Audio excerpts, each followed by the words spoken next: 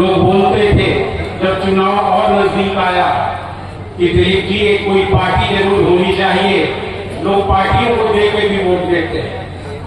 मैंने आपकी सलाह मानी, मैंने अपने कार्यकर्ताओं की सलाह मानी। मैं इस विचारधारा को थोड़ा सा सही समझ रहा था। मैं गया कांग्रेस आला कमान के पास, माननीय नामधारी जी ने भी राष्ट्रीय अध्यक्ष जी से कांग्रेस की मुलाकात की और भी बड़े नेताओं से मुलाकात हुई।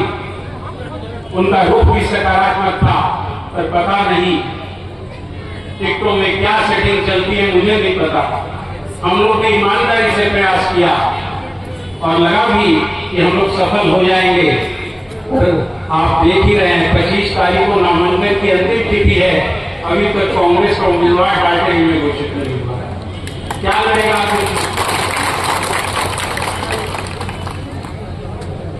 और एक तरफ आपके वर्तमान विधायक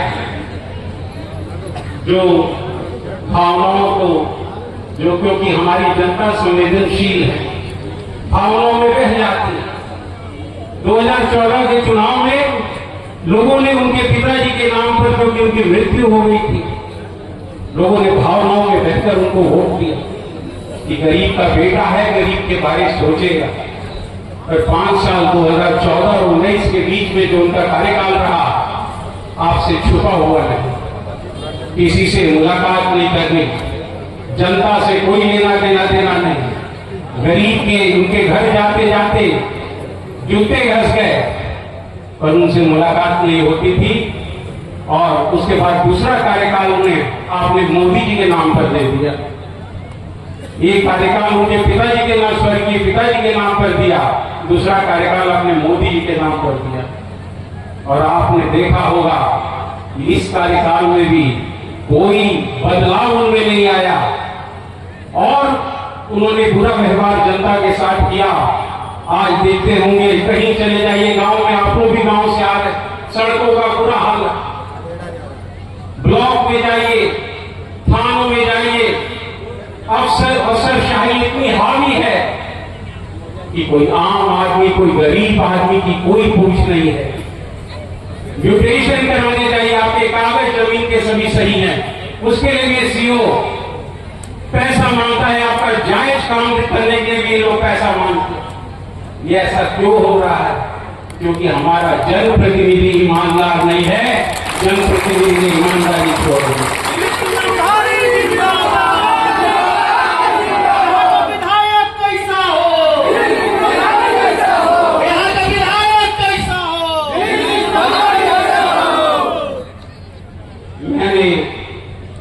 मेरे मनोबल बढ़ाने के लिए तो आप लोग हजारों लोग आए हैं।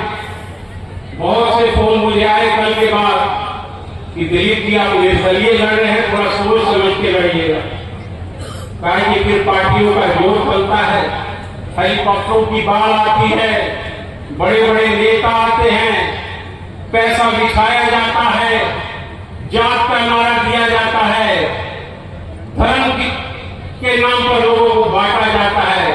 आप सोच के कदम बढ़ाइएगा, जो बहुत सी शुभचिंतकों में फिर ये लड़ाई बहुत मुश्किल हो जाएगी। मैं उनसे यही कह रहा हूं, आपकी बदौलत कह रहा हूं, कितने भी हेलीकॉप्टर आए, कितना भी पैसा बांटा जाए, कितना भी हिंदू मुसलमान किया जाए, कितना भी बैकवर्ड फॉरवर्ड किया जाए, पर मैं इस चुनौती को जरूर स्वीकार करूंगा, क्योंकि मैं यहाँ का मिट्टी का बेटा हूं। मैं डरने वाला नहीं, क्योंकि आपका प्यार माननीय नामधारी जी को 25 साल मिला, बिना जात पात के मिला, खाली इस व्यवहार और विकास के नाम पर इन्होंने आपने आपकी जनप्रतिनिधि बनाया।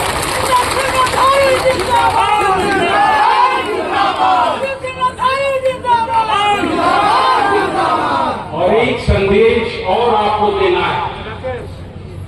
बड़ी पार्टियां कहती है कि हम लोग सर्वे करवा रहे हैं। उम्मीदवार देने से पहले बहुत से साथी दूसरे दलों के भी यहाँ आए हुए, कहती है रायशुमारी करा रहे हैं, कार्यकर्ताओं को लगा दिया जाता है रायशुमारी में। उसके बाद रायशुमारी की क्या रिपोर्ट आती है, क्या सर्वे होता है, कोई कार्यकर्ता को कभी नहीं बताया जाता। और उसके बाद कहते हैं हम सर्वे करा रहे हैं, हमारी एजेंसियां सर्वे कर रही हैं।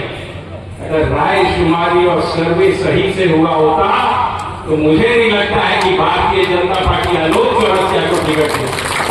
ये सारा फर्जी सर्वे और राय शुमारी, ये पैसे की उसकी ताकत है।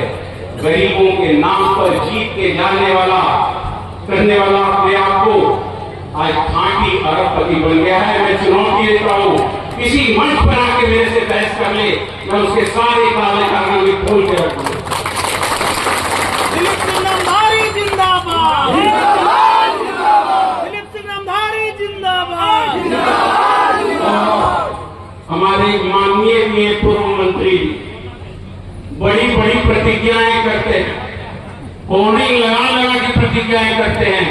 मैं माननीय से पूछना चाहता हूं, जब 5 साल आपको मौका मिला तो क्यों नहीं एक भी गरीब के लड़के को नौकरी दी? नामधारी तो 1000 गरीब के लड़कों को आज जगह दिलीप सिंह नामधारी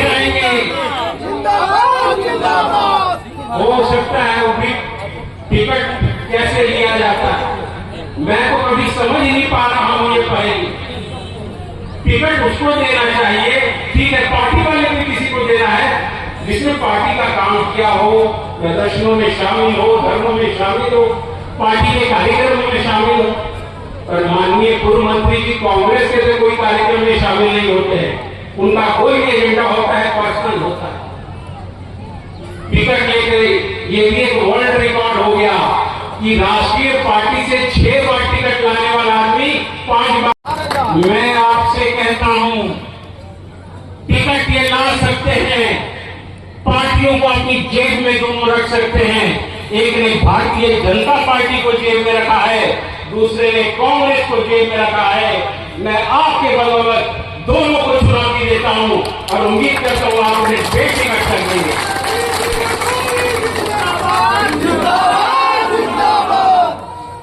ये लड़ाई बहुत आसान नहीं है, मैं समझ रहा हूं, मैं आपका उत्साह भी देख रहा हूं, भीड़ भी देख रहा हूं। असली खेला ये लोग अंतिम दिनों में खेलते हैं। मुझे भारतीय जनता पार्टी के एक मित्र ने बताया कि दिलीप जी इतना आसान मत समझिए, वो कहता है कि इतना करोड़ रुपया रखा हुआ है, अंतिम 2 दिन में बांटूंगा। मैं आपको चेता रहा हूं, मेरी बातें सब सही होंगी। इन लोग रात के अंधेरे में पैसा बांटेंगे, 11 तारीख को, 10 तारीख को और 12 तारीख। एक एक कार्यकर्ता अपने गांव की गाड़ी करे, अगर बाहरी आदमी आके पैसा चंद लोगों में बांटकर माहौल गंदा करने की कोशिश करे तो उनको गांव से दौड़ा दीजिए, क्योंकि आपके वो 5 साल खराब कर देंगे। जवाब दीजिए, अपनी ताकत को पहचानिए, नहीं तो हमारा लोकतंत्र नहीं बचेगा। पार्टियां तो जाली सर्वे करा के गलत उम्मीदवारों को टिकट दे रही हैं। इन पार्टियों को भी सबक सिखाने का समय आ गया है और ढालते में ये संदेश देगा कि नहीं देगा, देगा कि नहीं देगा।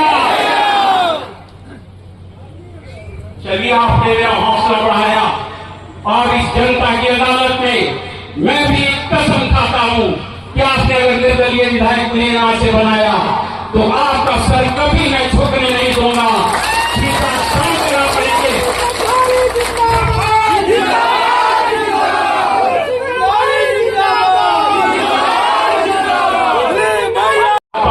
बांटने नहीं दूंगा, कभी हिंदू मुस्लिम करने नहीं दूंगा।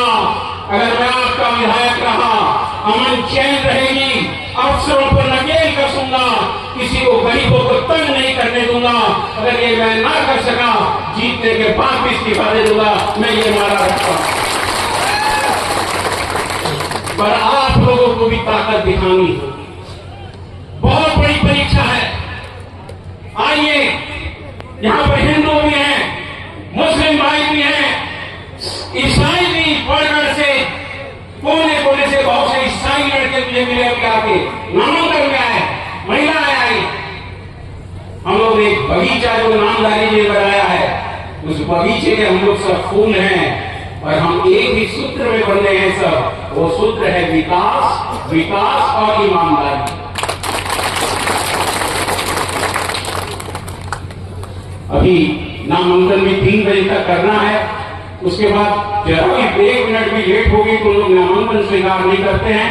थोड़ा हम लोग पैदल जाएंगे यहाँ से, मैं आपके साथ चलूंगा, आप भी मेरे साथ चलेंगे, हम लोग कचहरी तक जाएंगे और आप फिर उसके बाद अपना भोजन कीजिएगा। मैं नामांकन